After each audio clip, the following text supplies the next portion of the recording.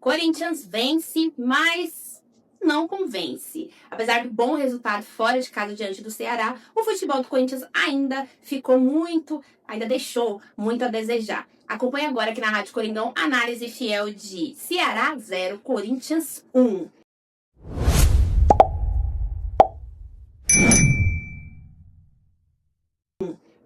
Que jogo difícil de assistir, viu, fiel torcida? Em termos de classificação, foi muito bom o Corinthians ganhar esses 3 pontinhos fora de casa, principalmente considerando que o Corinthians perdeu o último jogo dentro de casa, então ele precisava recuperar esses pontos e conseguiu recuperar ali diante do Ceará, mas foi um jogo bem ruim. O Corinthians, inclusive, passa o Ceará na tabela de classificação, agora está em 9º lugar. O Ceará ainda tem um jogo a menos que o Corinthians, mas o Corinthians chega ali a 19 pontos e foi muito importante para que o Corinthians fique ali na primeira parte da tabela e também não se aproxime do pessoal que está ali brigando no Z4. Em termos de classificação, muito bom. Em termos de desempenho, um jogo, de novo, muito ruim. Claro que a gente tem que considerar os desfalques do Corinthians ali, principalmente no ataque, né? De última hora teve o Gustavo Henrique não foi pro jogo por um controle de carga, então entrou ali o André Ramalho, fez dupla com o Kaká. E o ataque do Corinthians foi um ataque bem reserva, porque era o Thales Magno e o Guinegão,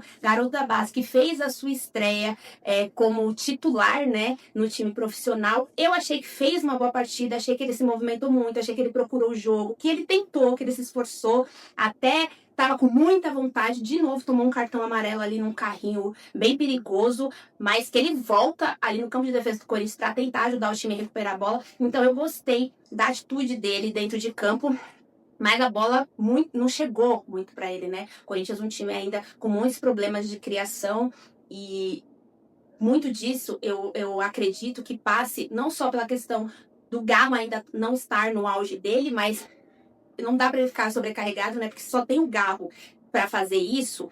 É só marcar o Garro, é só dobrar a marcação, triplicar a marcação em cima do Garro, que aí o Corinthians perde totalmente toda essa questão da criatividade. Então, muitas vezes o Garro desce um pouco porque ele não tá conseguindo jogar, e aí fica mais difícil ainda para ele jogar, porque ele tá mais distante ainda da área. Os jogadores do Corinthians não se aproximam. Mais uma vez, a gente falou ao longo da transmissão que o Corinthians é um time muito distante. O Corinthians é um time que os jogadores não ficam perto. Então, em alguns momentos, o trio de ataque estava ali ensaiando fazer uma pressão na saída de bola do Ceará, o Garro, o Thales e o Guinegão, e todo o resto do time do meio de campo para trás.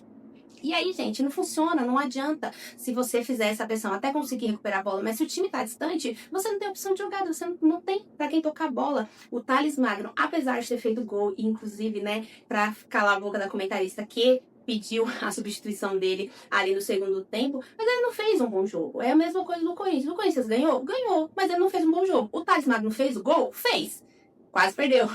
Mas ele não fez um bom jogo. Muitas vezes, ali logo no começo do jogo, um lance que o Thales não acompanhou a jogada. E aí o Martínez toca pra ele, a bola vai pra fora na lateral. Era só o Thales acompanhar a jogada, fazer a ultrapassagem, e ele não faz. Então muitas vezes ele parece bem desatento, mas acredito que o gol em si, o fato dele fazer o gol, possa trazer confiança aí para ele voltar a ser aquele Thales que ajudou muito o Corinthians, principalmente no começo dessa temporada, quando a gente também teve problemas ali com os nossos atacantes. Tinha a questão do rodízio que o Ramon Dias fazia, enfim, a gente tá esperando que esse Thales volte. Então o Corinthians não fez um bom jogo, o primeiro tempo foi um primeiro tempo muito ruim, os dois times pareciam que estavam muito felizes com o empate, apesar que o Ceará ainda tentou algumas coisas, conseguiu finalizar bolas de fora da área, chegar dentro da área do Corinthians para finalizar. O Corinthians é um time que não chuta de fora da área, é um time que tem muita dificuldade, e às vezes o Galo é esse cara que faz a finalização boa de fora da área. Só que se ele vai lá atrás buscar a bola, até ele chegar lá na área, já perdeu a bola de novo, porque o Corinthians não tá compactado. Então,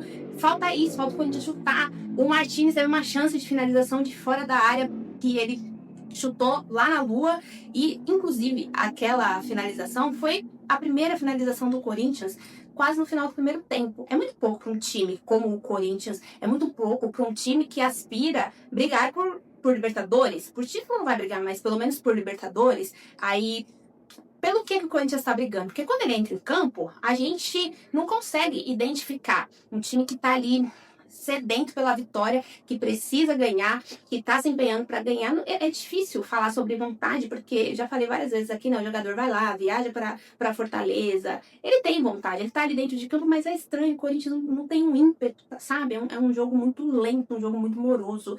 E ontem, eu esqueci de falar no começo, a gente estava na transmissão, eu fiz a transmissão do estúdio lá da Rádio Coringão e estava conosco o atacante Gil, cria do Terrão, jogador ali que fez muitos torcedores felizes durante alguns anos, jogando o trio que existia ali do lado esquerdo, né?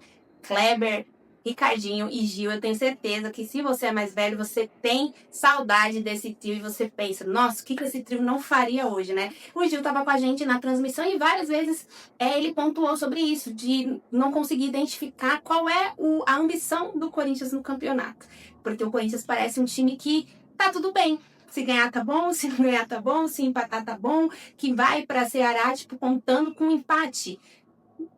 Não pode. O Corinthians tem que querer ganhar. E, enfim, conseguiu ganhar. Conseguiu ganhar. No segundo tempo, o Corinthians ainda volta sem alterações. O Dorival demora para começar a mexer. E aí, a primeira mexida do Dorival, ele bota o André Carrilho, que estava no banco por uma questão ali de física, né? Tem um jogo contra o São Paulo no próximo sábado. O André Carrilho entrou no segundo tempo e foi dele o cruzamento para o Thales. O Corinthians, que no primeiro tempo praticamente não atacou pelo lado direito. Achei o Mateuzinho muito recuado, achei o Mateuzinho muito tímido, não estava avançando. E aí isso dificulta, porque se você não tem ultrapassagem, se você não tem jogador se aproximando, como é que você vai criar jogadas? As jogadas do Corinthians, em sua grande maioria, foram pelo lado esquerdo no primeiro tempo. No segundo tempo, eles voltam com a mesma formação. E aí, quando entra o André Carrilho, melhora um pouco, mas ainda assim não é aquele jogo de fazer os olhos do torcedor brilhar, não é aquele jogo que você tá assistindo e tem a sensação, qualquer hora vai sair um gol. O Corinthians também não estava sendo pressionado, também não é que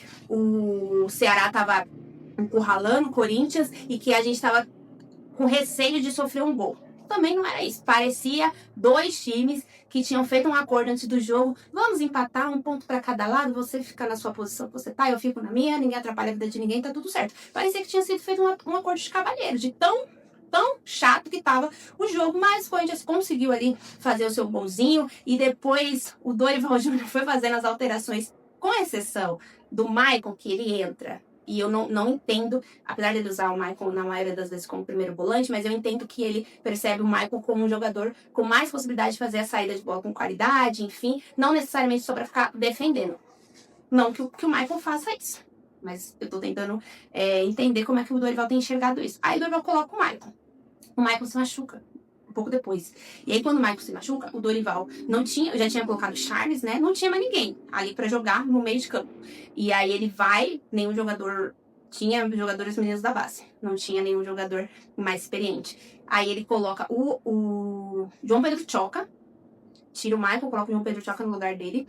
Em alguns momentos eu achei ali que o André Ramalho faria esse primeiro volante, mas não, ele fez ali, ficou com 3 zagueiros, aí ele colocou o Angeleri do lado esquerdo, não tirou o Matheus Bidu, deixou o Matheus Bidu avançado como um ponta ali no lugar onde estaria o Thales, e Corinthians ficou ali se defendendo e falando, acaba logo o juiz.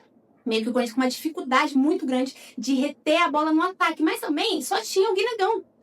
Só tinha o Guinegão. E o Matheus Bidu, embora ele estivesse avançado com as substituições ali do Dorival Júnior, ele não é atacante. Ele é um lateral que tem ali suas valências ofensivas, mas ele não é atacante. Tanto que teve uma jogada que o Guinegão conseguiu reter a bola e conseguiu fazer o passe pro Matheus Bidu. O Matheus Bidu não conseguiu finalizar, não conseguiu fazer a jogada, que se fosse um atacante, provavelmente teria entrado dentro da área e feito o gol.